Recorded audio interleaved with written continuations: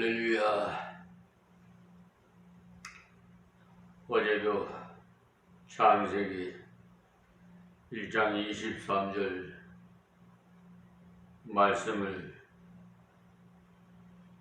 드렸습니다만 이 유튜브 시간 타임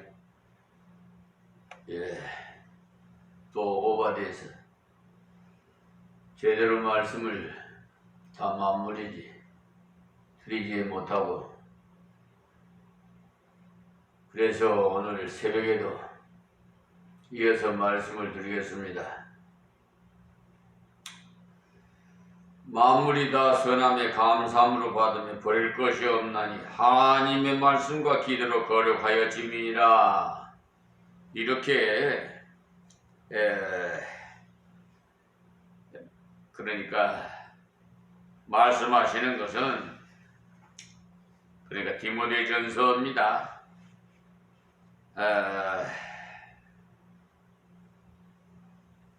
하나님 말씀을 통해서 만물을 볼 때 깨끗하게 볼 수 있어요. 왜냐하면 기도하고 만물을 이렇게 바라볼 때 하나님의 말씀이 우리의 마음을 거룩하게 만들기 때문에 감사하게 생각되거든요. 그래서 잘못 생각해서 흔히들 더러운 것이 물질이라 하면서 자꾸 물질을 더럽게 여기는데, 더럽게 버려드렸다면 더럽겠죠. 그러나 자꾸 물질을 더럽게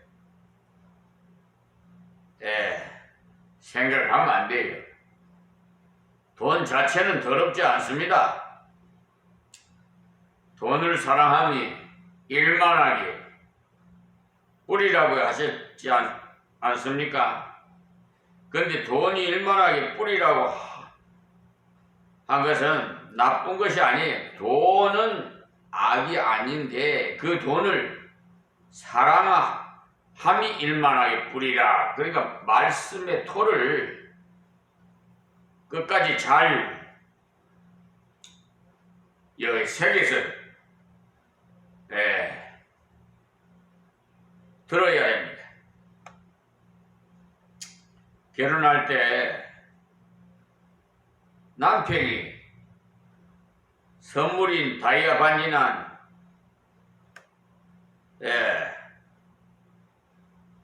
좋아서 들여다보고 남편은 안중에도 없다면 그 신부는 아내로서의 낙제점이,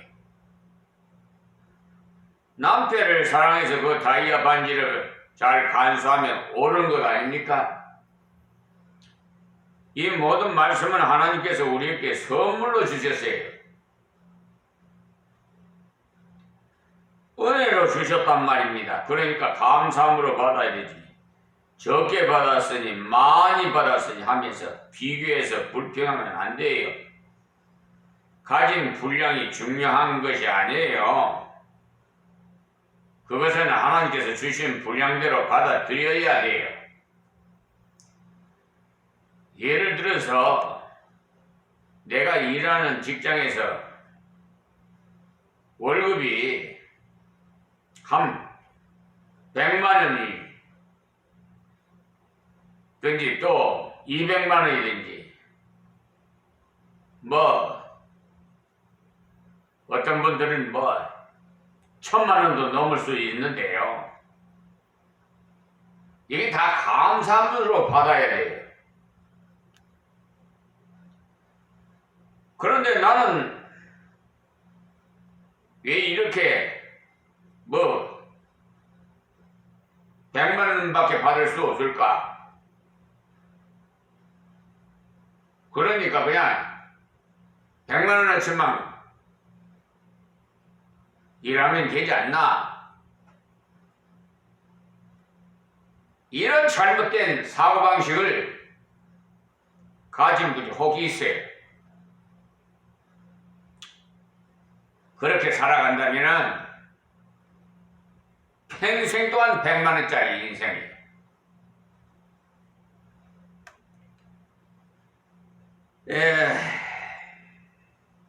어쩌다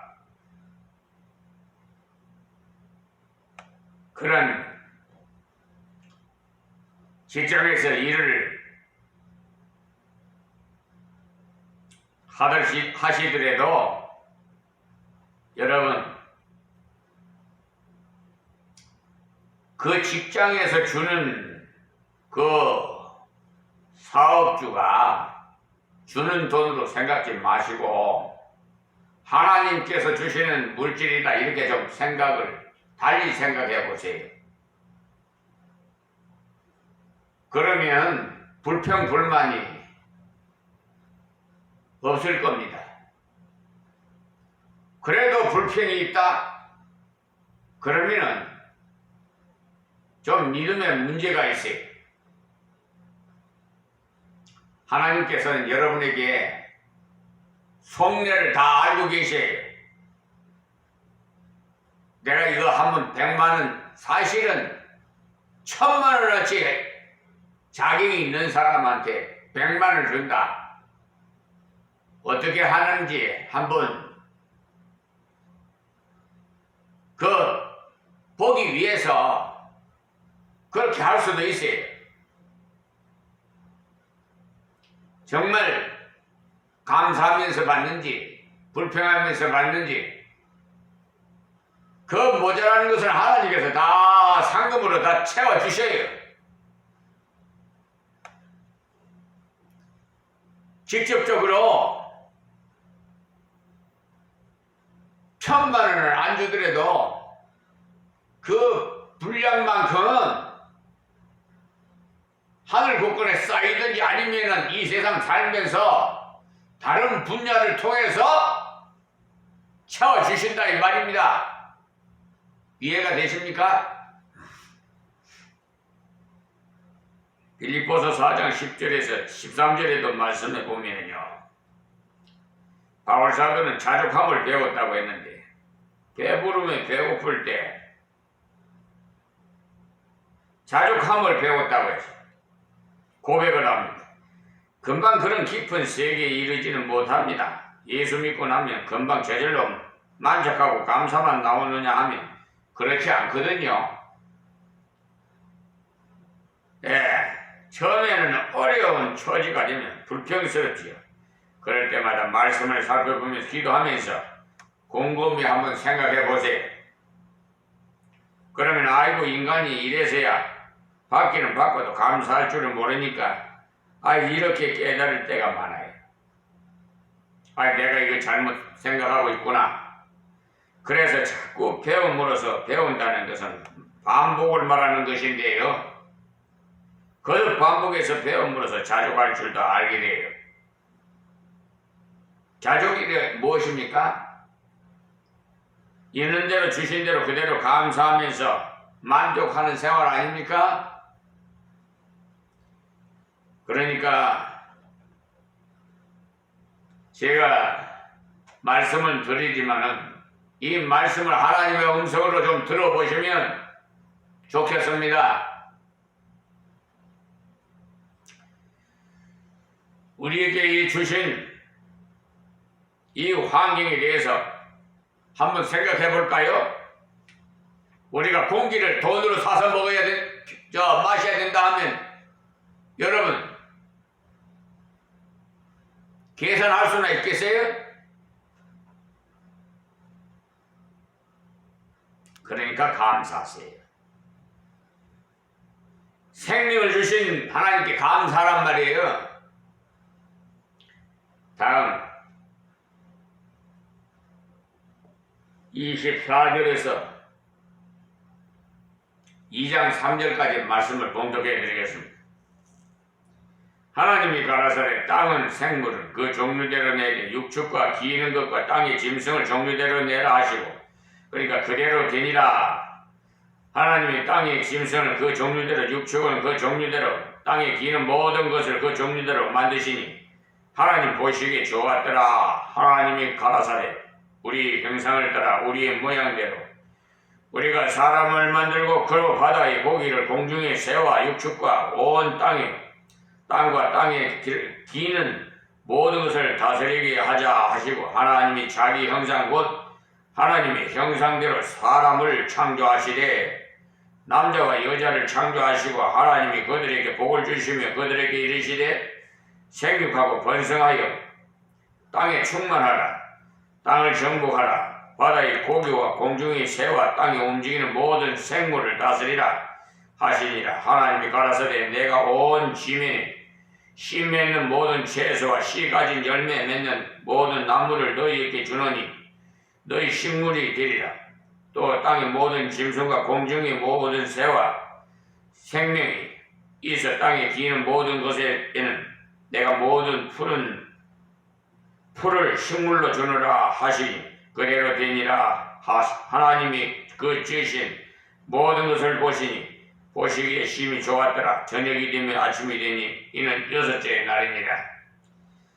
천지와 만물이 다 이루니라. 하나님이 지으심이 시던 일이 일곱째 날이 이럴 때 마치니 그 지으시던 일이 다 함으로 일곱째 날이 안식하니라. 하나님이 일곱째 날을 복주사 거룩하게 하셔서 이는 하나님이 그 창조하시며 만드시던 모든 일을 마치시고 이날에 안식하였음이더라.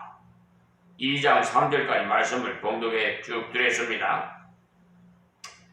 그러니까 창세기 1장에서 24절까지 해서 31절까지가 하나님이 다섯째 날로 창조하셨던 내용을 기록한 것이고 2장 1절에서 3절까지는 창조를 마치시고 일곱째 날에 안식하신 내용을 말씀하셨는데 그래서 여러분들이 성경책을 보시면 2장 3절 끝에 가야 동그라미가 되어 있을 것입니다.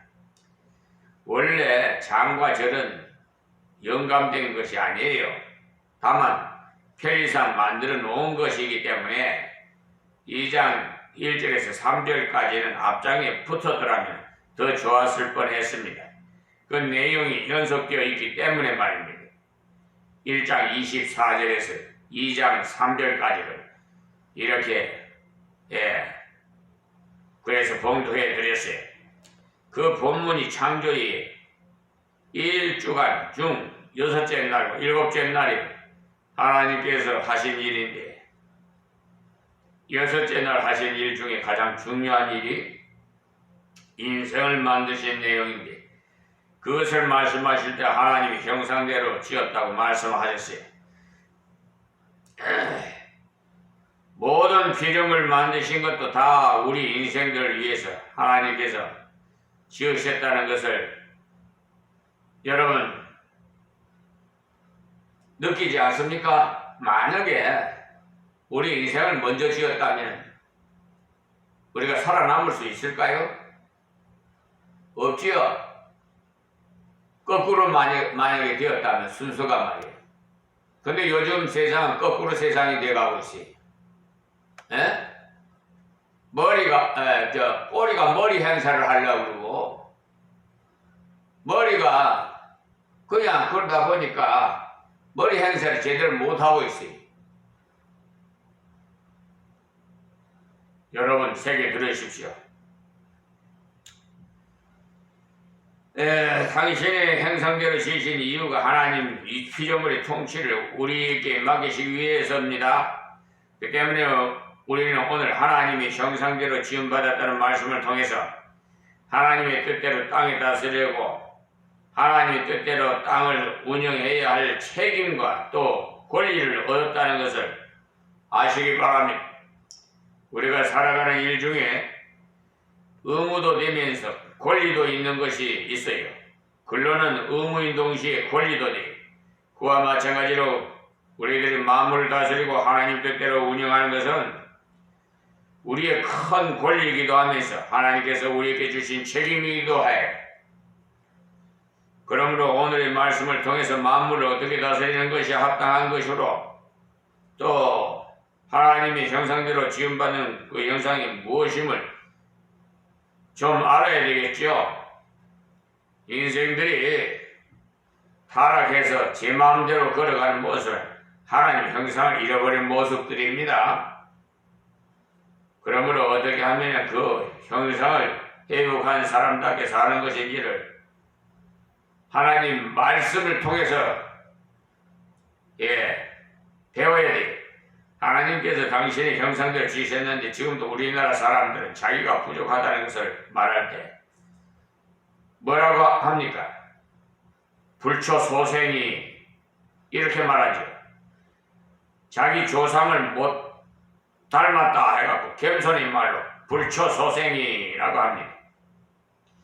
하나님께서는 당신의 형상대로 인간을 지으셨는데 인간들이 그 형상을 잃어버리고 하나님께서 그 형상을 회복시켜 주시고자 그리스도를 이 땅에 위에 보내서 우리를 대신해서 죽으시고 부활하심으로 그 그리스도의 구주로 영접할 때 믿을 때에 하나님 앞에서 회복된 하나님의 형상대로 회복된 새 존재로 세워주시는 겁니다.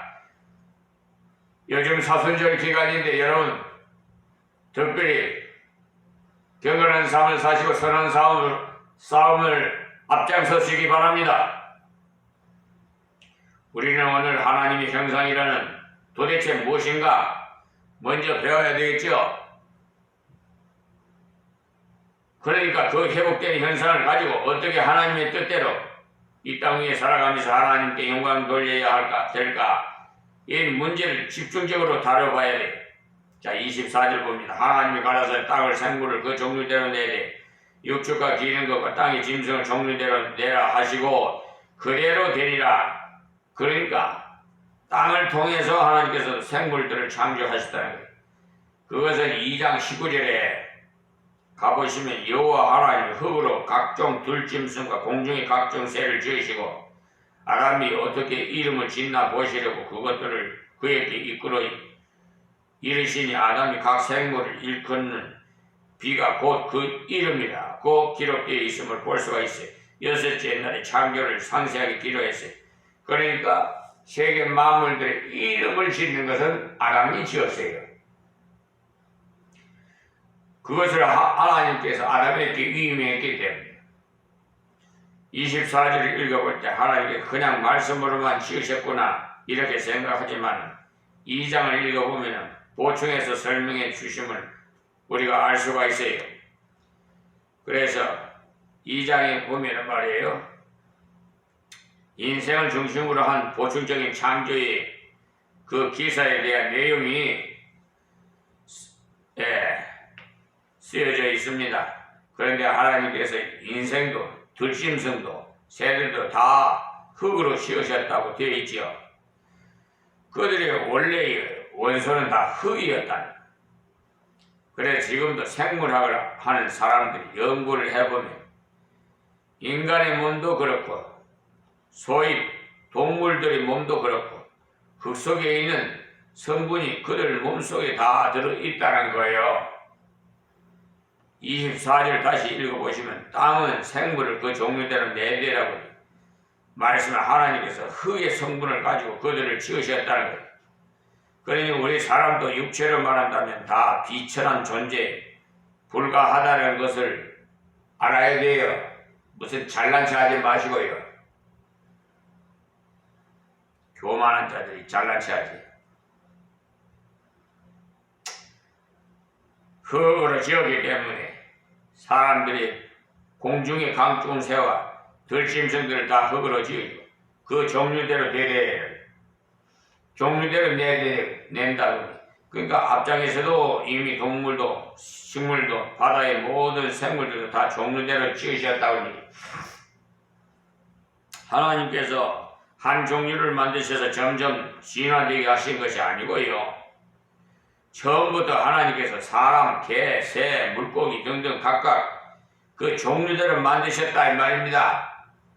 하나님께서 종류대로라는 말씀을 몇 번이나 강조하신 것은 이 책에 기록된 것은 인간이 타락한 뒤였어요.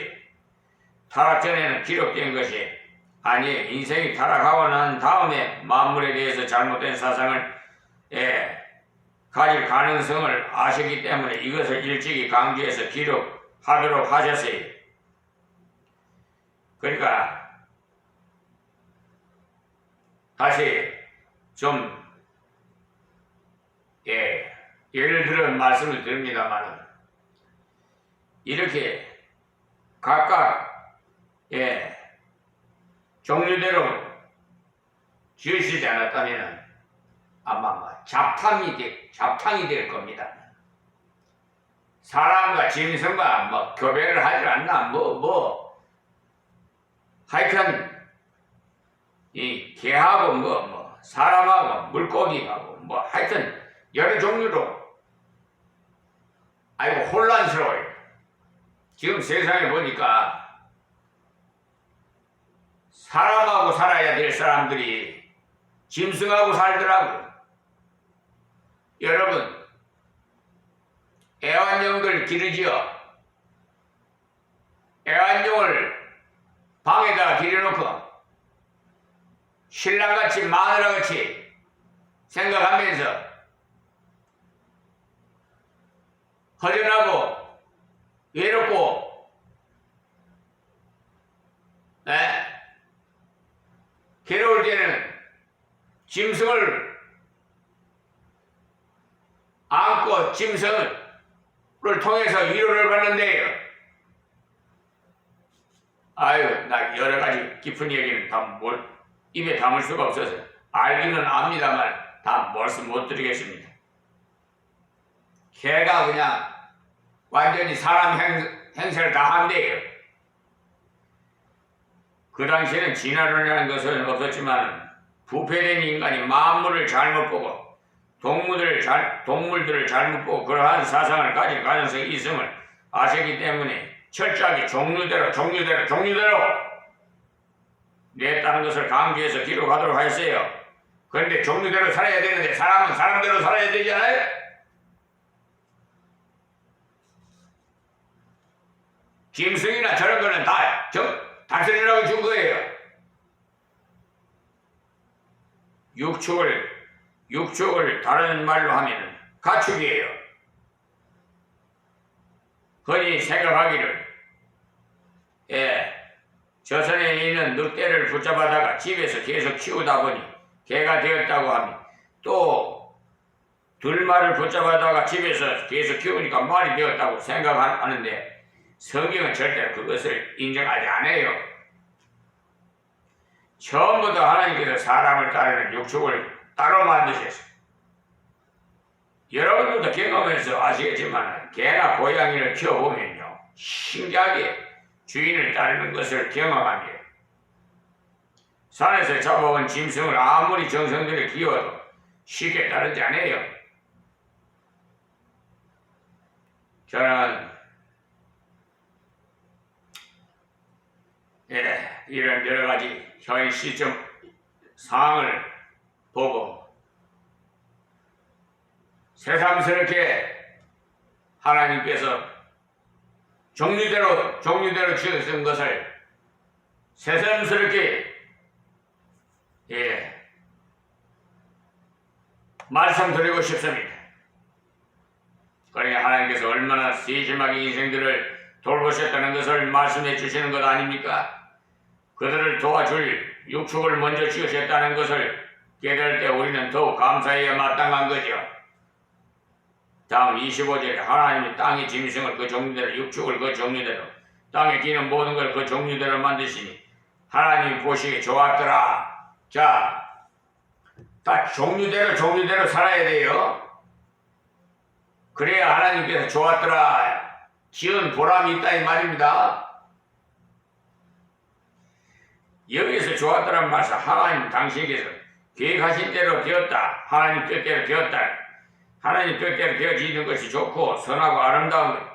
지금도 우리들이 행하는 모든 것이 하나님 뜻대로 되어진다면 좋고 선하고 아름다운 거예요. 그래서 히브리 원어에는 아름답다, 좋다, 선하다가 다 같은 말로 표현이 되어 있어요. 오늘 중에 제일 중요한 다음 절을 한번 보면 26절 하나님이 가라사대 우리 형상을 따라 우리의 모양대로 우리가 사람을 만들고 그로 바다의 고기와 공중의 새와 육축과 온 땅과 땅에 기는 모든 것을 다스리게 하자 하시고 했어요. 여기에 하나님께서는 모든 환경을 다 만드신 후에 심지어 육축까지도 다 만드신 후에 사람을 가장 잘 따르는 개까지도 만들어 놓고는 사람을 만드셨어요.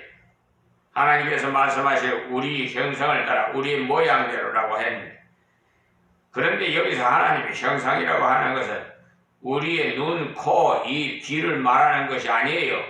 왜냐? 하나님은 영이시기 때문에. 하나님은 영이시니 예배하는 자가 신령과 진정으로 예배할지니라고 요한복음 4장 24절에 말씀하셨잖아요. 또 누가복음 24장 39절에도 보시면 영은 살과 뼈가 없으되 라고 말씀하셨어요. 그러니까 육체의 모든 지으신 것이 하나님 형상이 아니에요. 그리고 하나님은 영이시기란 이 말씀을 누구에 하셨느냐 하면 여러분이 잘 아시는 대로 사마리아 여인에게 교훈하신 거예요.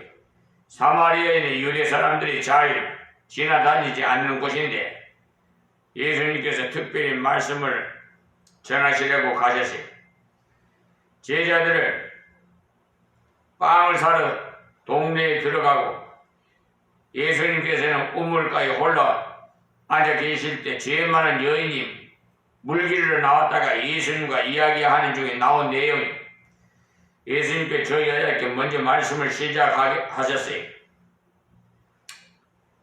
그 여자에게 내게 물을 좀 달라 하셨을 때 그 여자는 아주 기분 나쁘게 생각을, 왜냐하면 자기는 유대 사람들이 천대하는 사마리아 여인이고 예수님은 유대 남자이기 때문에. 우리가 한국에서도 예전에는 남녀의 구별이 심해가지고 내외를 했어요. 중동 지방은 우리보다 훨씬 더 심하고 아마 여러분들도 보셨겠지만 그곳 여인들은 얼굴을 가리고 다니잖아요. 그러한 지방인데다가 또 사마리아는 유대와 원수 시간인데 유대 남자인 예수님이 그 여자 보고 물을 좀 달라고 하니까 여자가 톡 쏘면서 하는 말이 당신은 유대 남자면서 왜 나를 보고 물 달라고 하느냐 합니까? 라고 하죠. 그러니까 당신이 나를 옳게 알았다면 나에게 물을 달라 했을 것이고 나는 그대에게 생수를 주었을 텐데 하면서 내가 주는 물을 마시면 속에서 계속 솟아나서 다시는 목마르지 않았을 것인데 이 말씀을 들은 여자가 욕심을 많아가지고 하는 말이 그런 물을 나에게 주어서 내가 여기 물길로 오지 않도록 좀 해주십시오. 이 여자는 물길로 오는 것이 제일 고민거리는 모양이에요. 왜냐? 물은 원래 아침 저녁으로 길이죠. 한국이나 그곳이나 마찬가지. 그곳은 한낮에는 너무 덥기 때문에 물기는 것이 골칫거리. 그런데 이 여자는 제일 더운 한낮에 물기르러 왔어요. 이 여자는 더러운 여자라서 사람을 만나는 것이 귀찮았어요. 남편이 5이나 되는 과거가 대단한 여자이기 때문에 하여튼 요즘도 이런 더러운 자들이 많잖아요. 5명뿐만 아니라 이 남자 저 남자 할 것 없이 수십 명을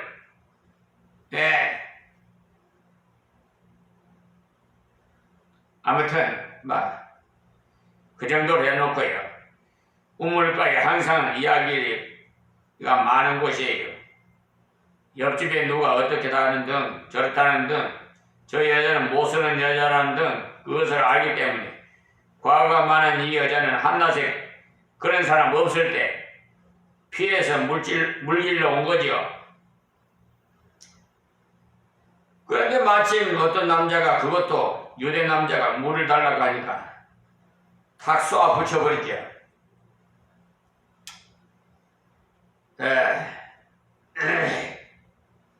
그래서 예수님께서 내가 주는 말은 영원히 목마르지 않은 물이라니까 그 물을 나에게도 좀 주십시오. 가만히 들으니까 이렇게 귀찮게 물길로 오지도 않아도 되겠다 싶어서. 그래서 예수님께서 사람의 생각으로는 동문서답을 한 거죠. 네 남편이 데려오라 그랬죠. 갑자기 물 얘기하다가 남편을 데려오라 한다? 물을 달라 했는데 왜 남편을 데리러 오라고 했겠어요? 이 말씀은 은혜를 받으려면요 지혜를 내놓으라는 말씀이에요. 우리가 기도할 때도 제일 먼저 하나님께 감사와 찬양을 드리고 두 번째는 회개부터 해야 돼요. 세 번째는 당신들이 구할 것이 무엇인지 간구 기도를 하고 마지막에 예수 이름으로 기도합니다 하고 마치는 거예요. 그래 이 여인이 대답은 간단했어요. 난 남편이 없나이다. 그러니까 5명이나 되는 남편을 가졌으니 한 사람도 옳은 남편은 없습니다. 맞다. 네 말이 맞다. 내게 5명의 남편이 있지만 진짜 남편은 한 사람도 없다. 왜 그러겠어요? 이 남자 저 남자 그냥 눈이 마주치면 서로 가서 그냥 부부 행세하자니 지금도 그렇잖아요. 그러니까 이제 혼자 사는 거예요. 혼자 누구 간섭도 안 받고 눈치 볼 필요도 없고.